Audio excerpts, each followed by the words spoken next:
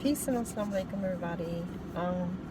This video is actually about an antibody test I just took. But first, I just heard that Shock G from Digital Underground passed away. I don't know yet why, but I have to say I'm hurt. I don't know what's going on. There's so many old school rappers are passing away, like in such a close space of time, but it's crazy. And they're like young. When I was growing up, well, not when I was growing up, but in my early 20s, when Pac and everybody were getting killed, they were dying from gangs and stuff like that.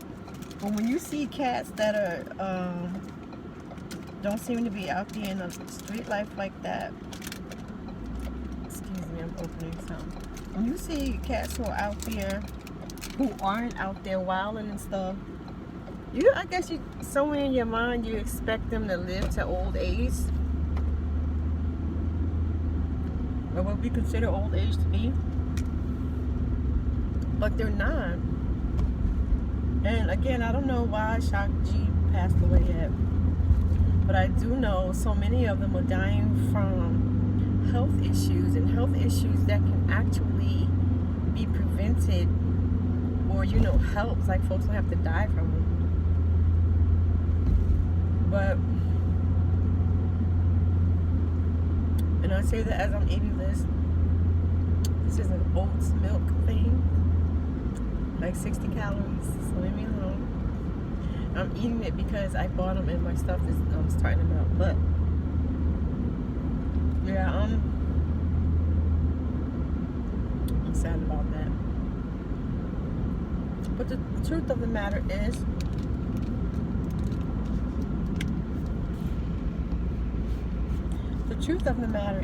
that we're all going to taste death. And I guess it'll always be too soon in the minds of others. Ourselves.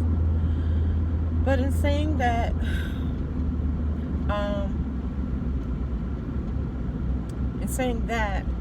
I just came from CVS getting the COVID antibody test done, because if you've ever seen any other videos of mine, or if you happen to go back through and see some, you know that I am a nurse in a long-term care environment. And to keep it as briefly as possible, I've been around COVID even when it was in the thick of things, and so many residents had COVID around me, but also my coworkers. I'm so sorry, it's melting. And so, alhamdulillah, I never got it. Or at least I was like, I don't think I've gotten it. Maybe I got it and didn't have symptoms. But I feel like a kid right now. So anyway, I was outside of Quest Diagnostic Labs, and I was gonna go in there. They told me that I had to first order it, buy it online. So I went online, and it said that it would cost $69 for the test plus $9 for the physician fee. So I was like, oh, that's cool, because I thought it would be at least $100, probably more. It was not. But then something just told me, see if CVS does it, because I had heard that CVS, does the COVID test, the actual COVID testing. And so I figured, I wonder if they also do the antibody. So I went online, and lo and behold, they have a whole full service clinic in CVS. I had no idea. Not all of them, but specific ones. And thankfully I happen to live not so far from one. And it was only $38. So I went there, and she explained that, They still don't know how long the antibody shows up, nor how long it will protect you from possibly getting it again. They're thinking somewhere around 3 months. So even if I had gotten it last year, it wouldn't show up anyway. So in one way, it was a waste of money, maybe, because it came back negative. So it's like, is it negative because I didn't get it, or is it negative because it's been more than 3 months? Who knows? At least it's better than wasting $78. But I'm still glad I did it. But let me tell you, the nurse practitioner was a little annoying. I feel like I was being badgered, because she asked me, I gave her my history and my occupation and stuff like that because it's relevant. When I tell you, she kept on talking to me about the vaccine, because she asked me had I gotten it. I said no. She said, "Do you plan on getting it?" I said, "I don't know." So that to her meant keep telling me about 10 or 11 times that I should really get the vaccine. First of all, I told you I'm a nurse too. I get it. I told you I'm around COVID. I get it. However, I don't think it's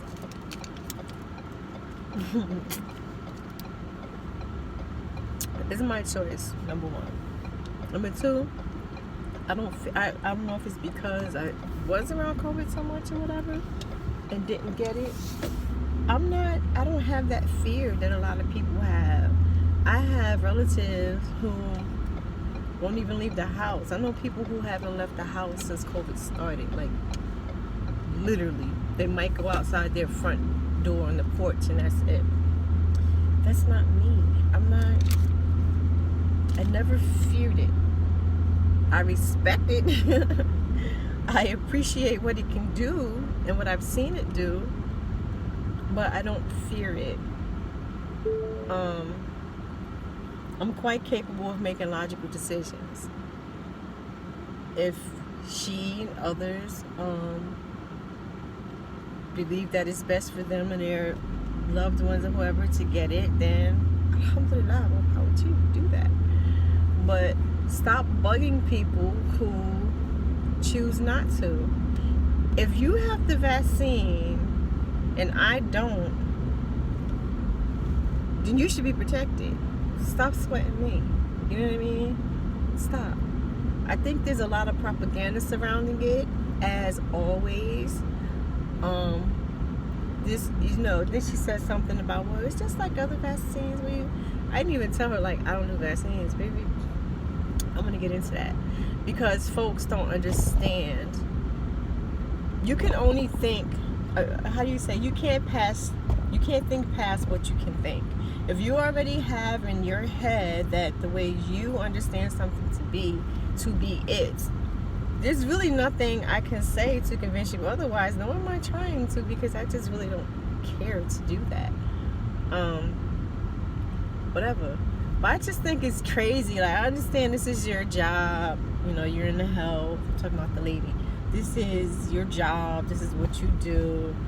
But stop fronting. The medical industry needs to stop fronting like they're all about diversity and, cultural beliefs and this and that, where you really, for the most part, just trying to push forward your ish. And again, if people have gotten it, more power to you. Okay. They're like, things are opening up. You're going to be going. I never stopped going anywhere. Like, things, if it was closed down, okay, I didn't go there. But places that I frequent never closed down, because I'm a homebody anyway, me personally. But again, if you're getting, people used to have the same sort of argument for, like, if you didn't vaccinate your children and they were going to public school system, they want to go on and on about how you're putting my kids at risk. If your kids have the vaccine that's supposed to protect you from this and that, then then my kid will be at risk. I'm not getting COVID, okay, then I'm at risk. Then they're like, what about the people around you? Then they should get the vaccine. If they are afraid of people like me who don't get the vaccine, giving it to them. If they have the vaccine, like, what's the point of you getting the vaccine if you still going to be scared to death or still think you can get it? What's the point? Then they're saying now there's so many, and it's crazy because she's like, I said, is it true that there are a whole bunch of, strains of it right now? Just making conversation, because again, I make my decisions, not the world around me. If you know me, and if you know anybody who knows me, I've never been the type to just do things because everyone else is doing it. I don't not do it because everyone else is doing it. I take into consideration the information that I get, and I make the best decision. Now that you hear people say that, well, you make the best decision for yourself. Oh, but you didn't do it. No. It's not me. So anyway, I said to her, like, is it true there are a bunch of strands? And she's like, yeah, that's true. There are a bunch of strands now, and there's one variant that is here in the States that is, making it where a lot of people are starting to get COVID again. And so that makes it a little like unbalanced for the vaccine, because you get the vaccine, but then there's this variant, so it makes it like flat. But it's still good to get it. Why? Look, again, I'm not trying to make an argument for me not getting it, because I truly don't care what anybody thinks about me not getting it. But I've been not vaccinating for decades, and I've heard all kinds of things from people who find out whatever, child. But yeah, that was just annoying to me. Like, stop badgering your patients. Put it to them once, twice, and that's it. Don't keep trying to push your agenda on me or your beliefs on me. Especially when you haven't even once asked me, like, so why don't you get it? Why aren't you, like, what is making you hesitant about getting what have you? Like, if you're not even asking me why, that's just telling me that you are only interested in pushing forth your agenda, or your what it is you want. I'm just not that type of person. Like, whatever. But so I did get the antibody test. Doesn't mean anything apparently. But I did get it. So at least, I got that out of the way. Because it still would have been on my mind. Like, I wonder if I got it. But I still don't know. Whatever. Anyway, that's that. Hope Shock G is doing well wherever he is right now. That's a little bit sad. But my day is coming. I'm closer to it than not. So are you. That's why we really gotta pay attention to stuff. I'm gonna say something about that too, about death. It's so crazy to me because I have loved ones who, like, as a Muslim, I don't know if it's like this with Christianity, sex or whatever, but as a Muslim, death is inevitable. So it's something that we keep on our minds because, and I'm speaking generally, it's something we keep on our minds because you need to remember you are going to be gone from here. Your car, your man or your woman, your children, your food, your nightlife, whatever your vices are that, we tend to forget the Creator over, or forget about doing, being kind to people and, to your fellow man. There will come a time where we have to answer for these things, and whether the good outweigh the bad or not, we will be leaving this world. That's inevitable. We love, the idea of having babies oftentimes, but these are not our possessions. These are beings, these are people that will one day have to leave. And whether we leave first or not, they're going to go. And so when I mentioned to loved ones about, you know, my day coming. It's so funny because, like, I'll say to people now, because I'm nearly 50, inshallah. Next year I'll be 50, and so I say to them, like, I may have a good 20 years left in me. They're like, oh, don't say that, you're gonna be here a long time. No, I'm not. Even if I live 40 more years, to me, like, I can look back on 30 years ago like it was yesterday, 35 years ago like it just happened. That's really not a long time. And also, I don't know if I want to live that long. But you know, it's like we don't want to think about death. We know it's coming, but we don't want to think about it. Like, why not? Why don't we prepare for these things? You know what I'm saying? I'm soon, inshallah, I'm going to send for a janazah kit for myself and, you know, my family. A janazah, if you don't know, a janazah is a funeral. It's the word for funeral in Arabic. And there's certain things that we do to perform janazahs for one another.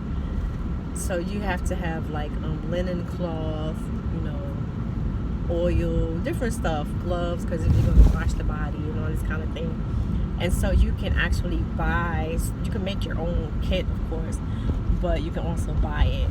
I know a sister who makes them and sells them. That's her business, doing janazah, so I'm probably going to just support her and buy it from her, even though I'm such a DIYer.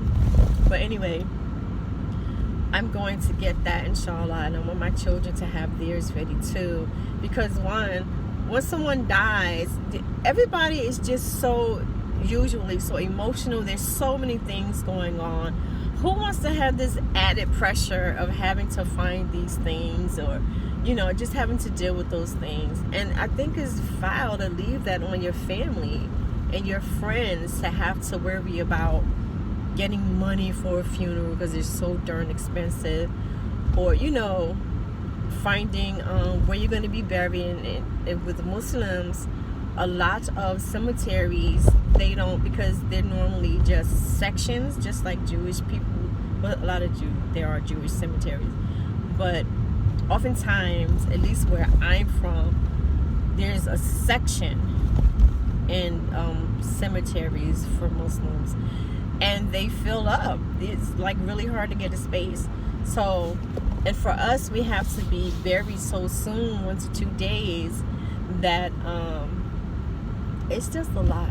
So, like, why wouldn't you do that? Why put that extra stuff on your family? Even if you're not Muslim, even if you're non-religious, or, you know, Christian or something where you don't have to be buried quickly. I think it's atrocious, by the way, that people are not buried for like a week or two. But anyway, you know, it's still, in my humble estimation, I think it's not cool to leave all that stuff for your loved ones to have to deal with, man. It's just not cool. So, you know, in order to prepare, you have to talk about it. Why do we like to pretend that things are not going to happen? Like, if you spill some red wine on your carpet or something, you just take a table and put it over it, ignore that it's there. I'm not going to deal with it. I'll deal with it later. You can't do that with death, because you never know. Like, I could legit die before this video is over, or I intend for this video to be over. Death is always hovering somewhere. So why do we pretend that it's not going to happen? It will. It is coming. So close. And you know, while I say that I'm a little saddened by Shock G passing away, because it just seemed dope. You know, like when you grow up with certain people, Prince or whoever, and they pass away, or when they hear, you know, you're a fan and you listen to their art, and so this thing keep going. You listen to their art, or take in their art, and you feel like you know them. You know what I'm saying? So I guess it's kind of like Shock G, and plus he was a handsome child. With that fro. So yeah, he just seemed like he was dope too. And like when Digital Underground came out back in the 90s, that for me, that was such an awesome time for hip hop, and it was such a conscious time for hip hop. And if you followed his work, he just always seemed like a conscious, like they say, woke nowadays, but he just seemed like a conscious type of guy. And I don't know, just in interviews I've seen him in and things like that, he just seemed like a really down-to-earth, cool type of cat who I would have, you know, had we been in the same circle, we probably would have been tight. Because I'm a cool type, you know. So yeah, anyway, y'all. That's a 20-minute mark, so I'm going to stop talking right now. I hope everyone is doing well. Please continue to be safe out here with the COVID and otherwise. But, you know, washing your hands, sanitizing. Child, my hands are horrible. I wash and sanitize so much. And yeah, you know, really start to, if I may suggest, start to have the conversation with your loved ones about your passing away, because it is happening. You can't get away from it. And you don't want to put that burden on the people. You don't want to put that burden on yourself, because in my belief is that you can still feel, you can still hear, you still know things that are going on to your physical self for a certain amount of time, and that it directly affects your spiritual self. So yeah, man, let's stop being scary, and let's be responsible adults and handle that. Peace. Everybody stay good.